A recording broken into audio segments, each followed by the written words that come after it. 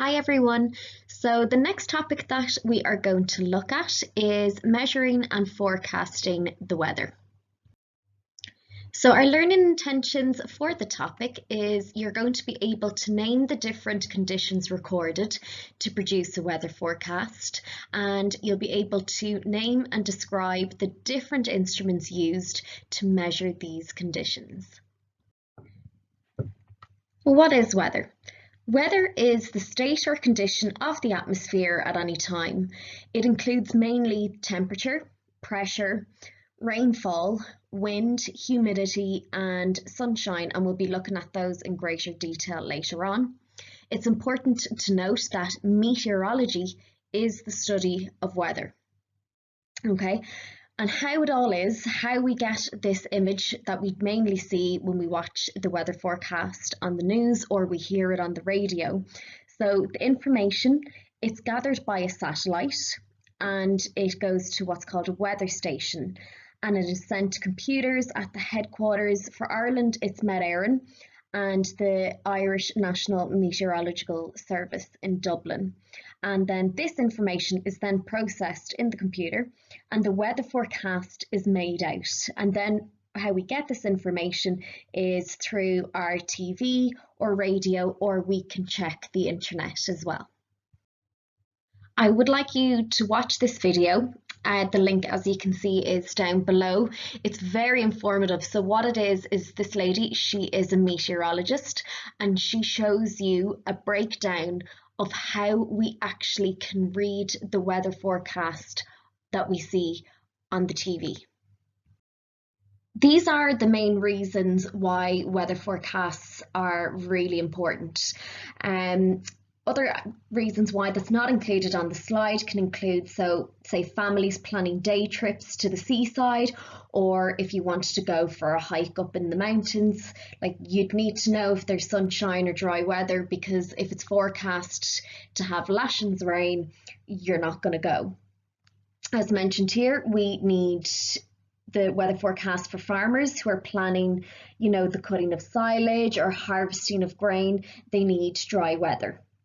Airports especially need the weather, so they need to prepare for any icy or stormy conditions for landings or takeoffs.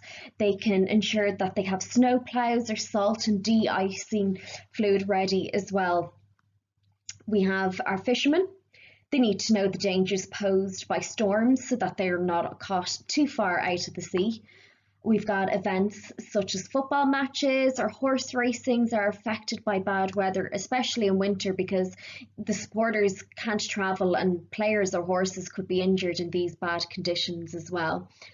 Another reason, probably a little bit silly, but for anybody who hangs their washing out in the line, as my mum would always check and see if there was rain or not tomorrow, because she'd be running in, getting the washing in all the time. As mentioned before, we get our weather from satellites, and they transmit this information to the weather stations. So the weather stations will use equipment and instruments to measure and observe the weather. So these are the main things that they gather their data on. So we have atmospheric pressure, we have temperature, we have precipitation, another word for that is rainfall. We have wind direction, speed, and humidity, and lastly, the sunshine. This is extra information that is in your books on page 127. And what it is, it looks at Met Éireann and what Met Éireann actually does. So as mentioned before, we know that the study of weather is meteorology, and a meteorologist gathers, records and interprets this weather data. And Met Éireann is our national meteorological service and provides timely weather information to many clients, including ships and aircraft and the public as well. So as mentioned before, it starts off with a satellite, then it gets collected by the weather stations, and then this information is processed and analysed by the meteorologists, and they prepare the reports, and these are published in the media, so we can get it on the TV, the radio, the internet, we've got newspapers, social media, and so on. And if you check Met Éireann's website, which is www.met.ie, you can get up-to-date information from your area. Right, what you're going to do now is you are going to either watch or listen to a weather forecast. You can watch it on the news. Generally, you have one at lunchtime or in the evenings. You can listen to one on the radio. They generally give one on the hour and every half hour as well. And while you're doing this, you're going to write down 3 new terms or words that you've never heard of before. 2 predictions that the weather forecaster gave. It can either be for today, tomorrow, or the next day, and 1 question that you still have by the end of it. After you've done that, you're going to answer the following 2 questions and do the third if you want to give yourself a challenge and look up the information yourself. So the first one, explain what weather is and why forecasting is important. I'd like to get you to include at least 2 reasons why it is important. Use the slides to help you. And secondly, what is a weather station? So tell me, what do they do? What information do they gather at this station? And as I said, if you've time, if you want to do yourself a challenge, you can look it up. Google it, describe how weather data is gathered, and give 3 conditions that are monitored. Now what we're going to do is we're going to look at in more detail how we measure and forecast the weather. The first one is atmospheric pressure. And what that is, it is the weight of the atmosphere pushing down on the Earth. And it is measured in units called millibars, in brackets MB, by an instrument called a barometer. Okay, and what a barometer, it is used to measure atmospheric pressure. So in other words, it is the weight of the air.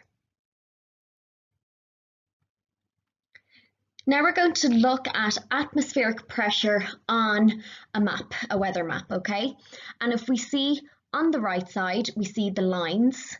And the lines used on the weather map is to display the atmospheric pressure, okay? And the lines themselves are called isobars.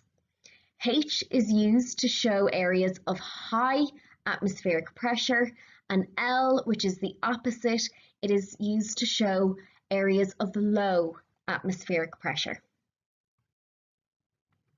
So next we are going to look at temperature, and temperature is measured always in degrees Celsius using an instrument called a thermometer. Now you would have seen this in science or in primary school.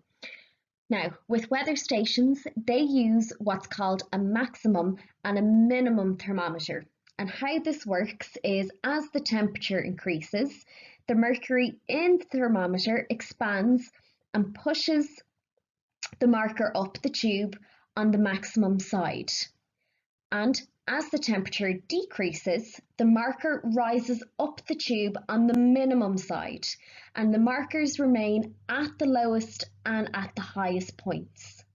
And again, this is always shown in degrees Celsius. When we look at our weather forecasts, it's always going to be numbers you'll see when we use temperature, okay? And that's always the average temperature or the mean for an area. So if we look at this map here, we see that in Dublin, the temperature is 22 degrees Celsius. Now you are going to do a little exercise for me. Now the question's on the next slide. So you're going to imagine you are working in a supermarket, all right? And you hear the weather forecasts and you know what the conditions are going to be like. Then you're going to need to order extra stock of certain products depending on the weather. Now you can only use the products from this list here. So from the list, you are going to answer the following question. So, which of the products from that list would be sold in larger quantities for A? So we've got really hot, dry, sunny weather. So think about it in the summertime. and B, in the cold, wet weather that we have during the winter. After that, you're going to answer the second question. So how else would the weather affect the operations of supermarkets? And to bear in mind, think of deliveries, think of staff, think of customers. And you can even use COVID as a reference to it.